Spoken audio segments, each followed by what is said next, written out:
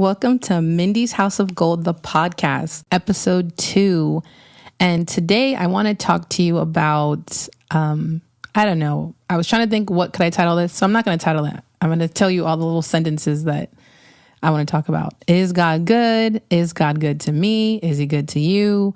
And what do you do with that kind of stuff? So that's kind of what I want to talk about. And I wanted to share with you one of the most difficult things that have ever happened in my entire existence. And so here we go. So in 2015, I was minding my own business, living my best life. And I know in episode 1, I introduced you guys to Havilah Cunnington, this amazing preacher, teacher, author that I did a book study on. So like I said in the last episode, I did a book study in January of 2015 on I Do Hard Things and Getting Out of a Victim Mentality. Speed up to the weekend that Havilah Cunnington came to Florida, and me and my friend went and saw her. I got this amazing prophetic word that, God, I see the gold in people and it's a calling on my life. Literally that Sunday when I came home, just craziness happened in my family. So that's May. June is super difficult. I'm like, Lord, what in the devil is happening to my existence? It was so crazy and hard. July happens and life is still very hard. It's just crazy.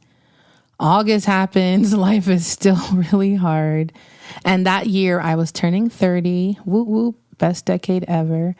And I remember, so my birthday was September 26th. So I remember it was August 26th. And my mom, she wasn't feeling well for the past couple of months. I thought she was sad or something, but I guess that's not true. And I'm just going to give you guys a disclaimer. I'm going to talk about some really difficult things. And I don't know, there could be some humor in it, or there could be some, really sad moments. But just, I want you to prepare your hearts for it. The storyline of what took place in my life. So I remember it's a month before my birthday, and I'm going to have a huge 30th birthday. And I remember going in my mom's room and telling her oh my gosh, can you believe your youngest person, or your child, not just your person, your youngest child is turning 30. And she started crying. And I was this is not what's happening. And she was like, Mindy, I don't want to feel sick anymore.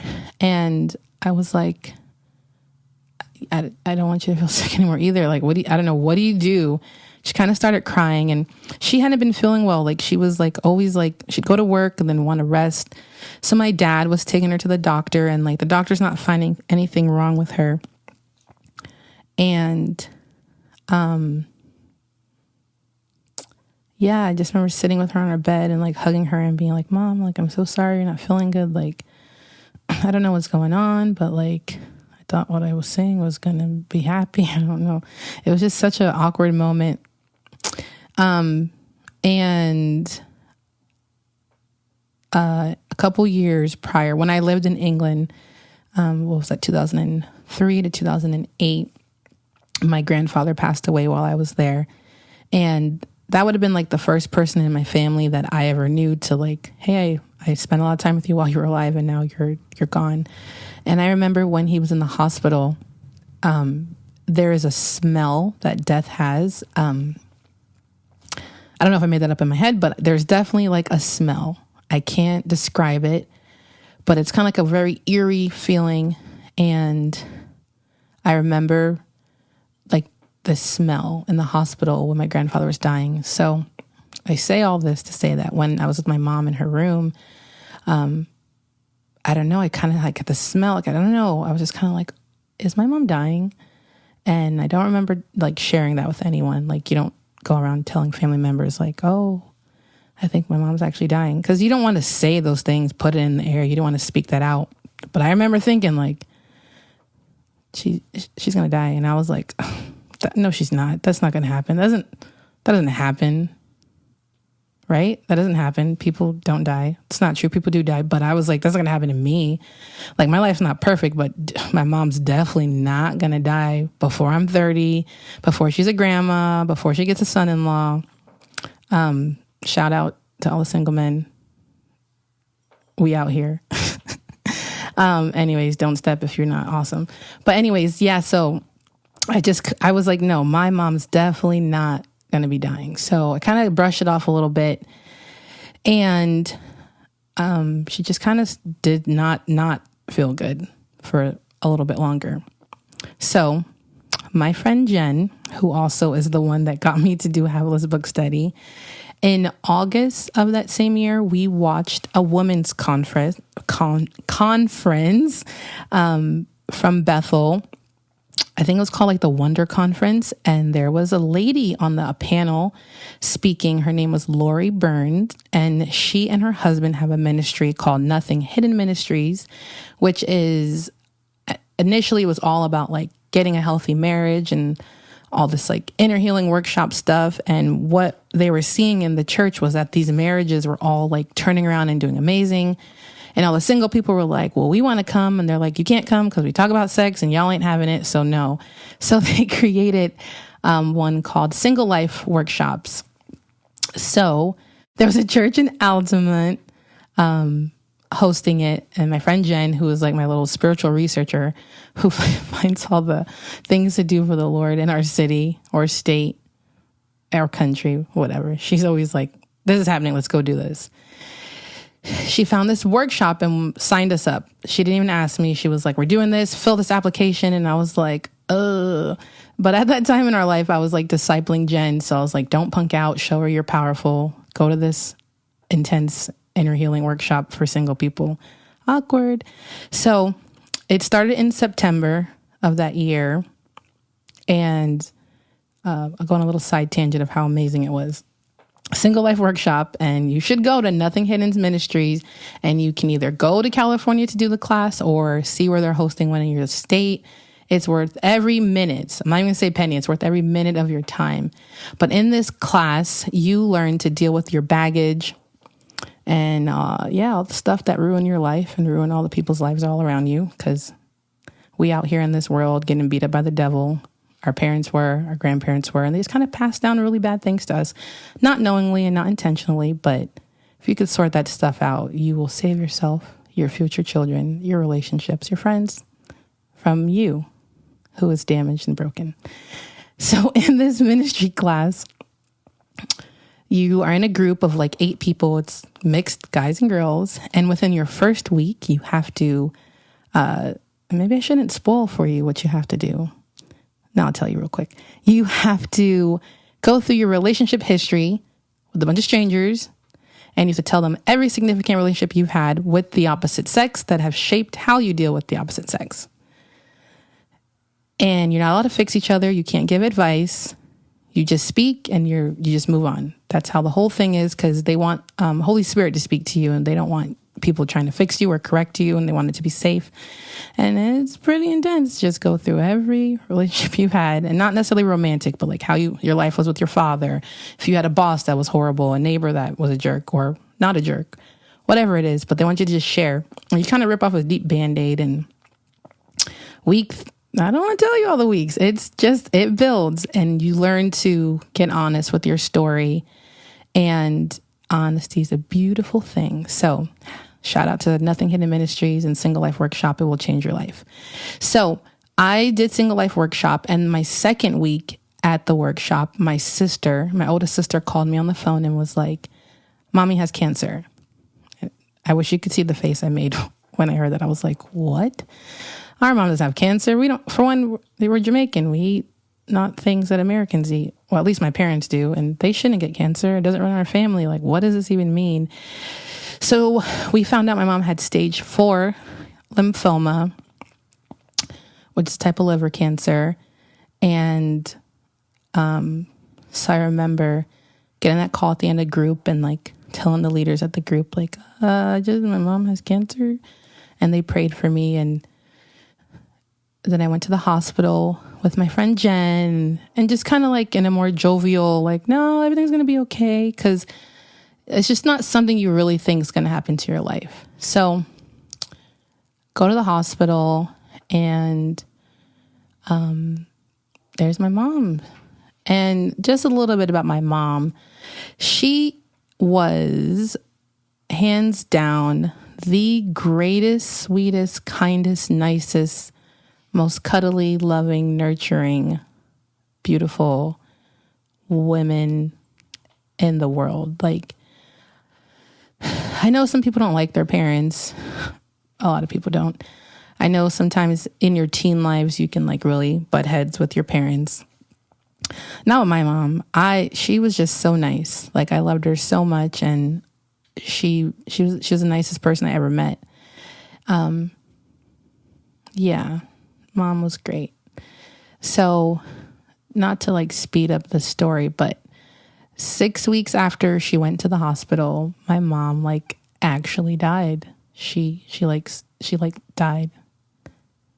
Like, the person who gave me life, the kindest person I knew, the safest person that I know, like, she died. She no longer lives like on this earth. Like, I can't see her. And yes, there's pictures. I can't see her. I can't see her. I can't touch her. I can't go to her. I can't. Yeah. By far the most horrific, horrible thing that I've ever experienced. And I wouldn't wish death on anyone. I wouldn't wish anyone to experience loss. It is the hardest thing to walk through as a human being. And I think the worst thing about it is that everyone's going to walk through it. And it's kind of crazy that everyone walks through this, but no one talks about it. So it's kind of like once you go through it, or if you're in the middle of it, you get thrown into like a category of like the unspeakables. And I'm going to tell you about it right now. We're going to walk through this sucker because I want to shine light on it, because it's real and it could happen to someone you know, and it could have, 10 out of 10 of us, guys, like, unless Jesus is going to come here and like Superman us out of here, Soldier Boy, like, we all going through. So, my mom, like, she died. Like, so how she died. Because I know it's just one of those things, like, did someone come to you like, well, how did your person die? Like, okay, this is what happened. She had liver cancer and her liver started bleeding and the doctors could not stop the bleeding. So my mom died because she bled to death. And I know that might be like super abrasive how I'm saying it, and like, you know, all my family and anyone that I'm related to that's going to hear this, I'm sorry if I'm saying it in a way that's not like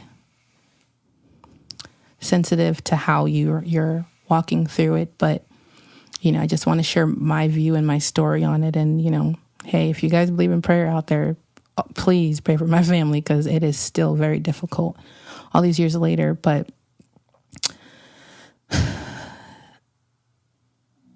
walking down a hospital hallway because they're telling you like someone, like, your person's about to die right now, was the most surreal thing in the world. And I remember it was like a Friday morning. It's like 6 o'clock in the morning. And I remember telling God, like, all right, bruh, now let me tell you this real quick. You are going to, you're going to have to help me with this, because this is crazy. Like, and if you don't help me with this, I'm calling you a bluff, and we ain't cool anymore. Like, you can do you and I will do me, and we will not do anything together. I was like, hey man, like, there was ever a time for you to like prove that you're real. Like, right now is it. Just saying. And different people struggle with different parts of the death process. My thing wasn't like God didn't heal my mom. That wasn't it. Because whether or not you get healed on this side of eternity, because I know some people will be like, well, they died, so they got healed on the other side. Well, yeah, but that's not what we were praying for. We were praying for healing on this side. But that wasn't where I got stuck, because everyone's going to die. So you could get healed on this earth, which is amazing. God does that, but you're going to die still. I hate to be so blunt about that, but it's true.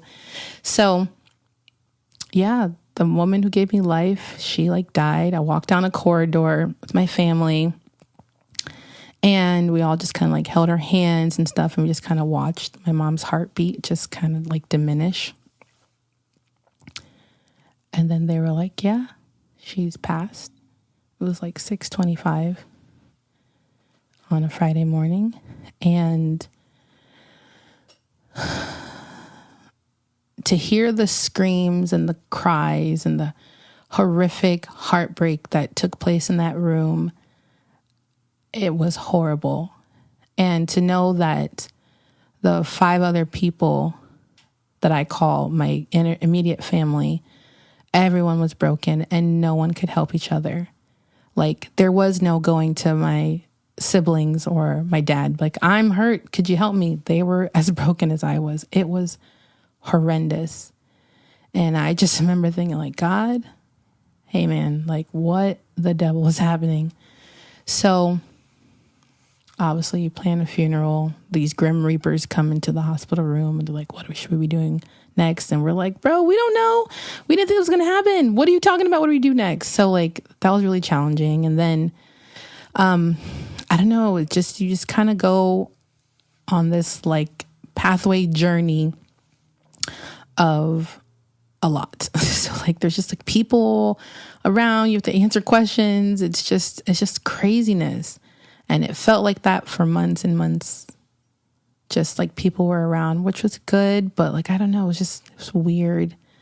And, I felt during that time that I couldn't grieve because there's still so much to do and there's so much adjusting that has to happen that, I don't know, between just the readjusting to a new life that you don't want and realizing you no longer feel safe and you don't trust God. And yeah, your theology gets kind of blown up in that moment. And you kind of start thinking like, is God real? And is he good? He's not good to me. And then like, I had been leading different things in my life at that point. I knew at least that I should step down from everything because I don't want to ruin anyone else's life because I'm struggling. So let's just separate. I knew the things I was saying were crazy and abrasive and rough. Like, if you were to ask me, is the glass half empty? I'd be like, I don't have a glass. So I was like really not doing good. And I knew it. And I was like, I don't know. I could feel internally that I was just exploding, but I was like, I don't know what I'm doing. So I did the thing that most people don't want to do. I went to counseling. I went to a conference, and at this conference, they had a bunch of vendors, and they had a table set up, Pathways Counseling, which is in Winter Springs, Florida. Everyone should go. If you message me on like my website or my social media, I would tell you who I met with. So if you go to mindeshouseofgold.com, you can message me there and I can give you any further information you want from the podcast that you're hearing. But I put myself in counseling because I was like, I know people think if you go to counseling, you're crazy, but I'm crazy right now. I need counseling. So I went to counseling every other week. I paid for it. Yep. Guys, sometimes you got to do what you got to do. And then a lady from my church at the time was studying pastoral counseling. So she needed a student. So I also met with her once a week. And then that ministry, Nothing Hidden's ministry, they have a type of counseling called Spirit Connect. And there's some people locally that are trained in that. So I was doing all the counseling. I was like, I'm dying. I don't know what to do. Help me, Jesus. If you're real, but don't hurt me because you hurt me. It was bad. It was really, really bad. So I went to all of this counseling because I needed answers. Like, is God good? Because it doesn't feel like it. And then I went through a season of like hating who I was as a Christian and my spirituality and just thinking like, I don't want to be Minde who people come to for things. Like, screw everything. No, Jesus is not good. Just get out of my face. It was really bad. So I was like, I was really struggling. So the main takeaways that I gained from counseling was that my heart mattered and that my feelings mattered And God was not happy that I was hurt. And the moneymaker, God is not the reason why I'm hurt. I know that a lot of people have different theology, and that's fine. And I know a lot of people won't agree with me, and that's fine too. I don't agree with you either. It's okay. It is okay. Find the gold in me. I'll find the gold in you. We'll be okay. But God is not the causer, if that's a word. The causer. We're going to go with it. Of bad things. The devil is. I don't know why we don't give credit where credit is due. God is good, devil bad. Bad things happen because the devil hates you and he wants you to eventually kill yourself and give up on everything. That's like the big plan. So there is a magical verse in the Bible. It's in Romans. Romans 8:28 is that God works all things together for our good, for those who are called according to his purposes. So like some of y'all who ain't living for him, I can't guarantee that he's working it out for your good. But if you live for him, he will turn all the bad things you're currently walking through and have walked through for your good. And that's Romans 8:28 for those of you who want to read your Bible, which you should. It's important. Don't trust people. Read it for yourself and then research where we got it from. That's all I'm saying. But if God will work all things together for our good, that must mean there's some things that probably aren't good that need to be worked together. And yeah, bad things do happen, guys. We live in a fallen world. The devil is running rampant. Also, we have free choice. So just because I'm a good person doesn't mean a bad person may not want to like stab me in the leg. But because I love Jesus, he's going to work my boo-boo for my good. So who would have thought this very simple phrase was actually true? God works all things together for your good. And if you feel like in your life that things are still not good, guess what? He's still working them together for your good. So all the bad that happened during those years when my mom died and the after effects, yeah, they definitely sucked. And we're still not at 100% payback yet, or things aren't 100% good. But I can see already how God is working it together for my good. I've become more blunt and more bold to like talk about very difficult things, which a lot of people won't want to talk about, but catch me outside and we have that conversation. The devil's really bad. He really hates all of us. And like, I want to be able to tell you how to be victorious in your life and see the gold in your own life. And just know that whatever you go through, and it matters. It matters to God. It matters how you feel. Your feelings are like a dashboard that are telling you need a emotional oil change, or you need to go to sleep, or you need to talk about something, or you need to cry. Crying is helpful, guys and girls. Everyone, if you're feeling overwhelmed, cry. Maybe not in front of other people because that can get ugly, but cry. Let it out. Heal your heart. But just know that God is not over here telling you, pull yourself up and get over it. That is not God telling you to get over it. That's the devil telling you to get over it. And people who, unfortunately, are not being influenced by the nice God that we have up in heaven. So the other thing is not to compare your pain with anyone else's. Something that people would say to me during my hard times is like, well, I'm sorry you're going through that, but like, I don't know what that's like. It's okay. You don't have to know. Think about it. Well, how would you feel if something horrible happened to you? That's helpful. But also just knowing pain is pain and there is no greater pain. It's pain. Like, what if you never experience your parent dying? So you'll never experience pain to you and you shouldn't be able to compare? No, that's crazy. Your pain is your pain and it's valid. And God wants to work with you and work it together for your good. So that is episode 2 of Mindy's House of Gold, that God is actually good and he does work all things together for our good, and that he loves you. And there's a setup. The devil's mad at you, but if you allow God in, he will absolutely turn it all around for you. Thank you for listening to episode 2. There's more gold where that came from. Bye. Yes.